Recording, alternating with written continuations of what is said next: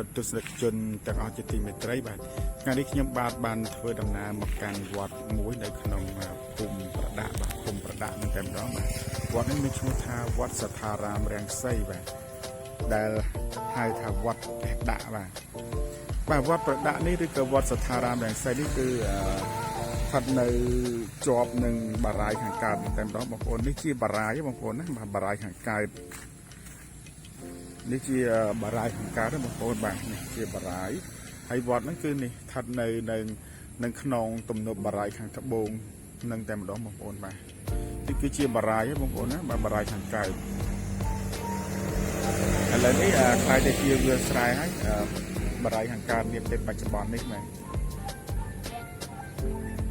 បាទសត្វតែជាវាលស្រែអស់ហើយបងប្អូននេះជាបារាយហើយបាទបារាយខាងកើតគេហៅថាបារាយខាងកើតណាហើយវត្តសទ្ធារាមរាំងសីគេហៅវត្តព្រះដាក់ហ្នឹងគឺស្ថិតនៅលើខ្នងទំនប់ខាងត្បូងបែកខាងត្បូងនៃបារាយនេះតែម្ដងបងប្អូនបាទនេះគឺផ្លូវចូលទៅកាន់វត្តបាទគឺជាផ្លូវចូលទៅកាន់វត្តបាទអញ្ចឹងសូមបងប្អូនធ្វើដំណើរទៅទស្សនានៅខាងក្នុងជាមួយខ្ញុំបាទទាំងអស់គ្នាបាទ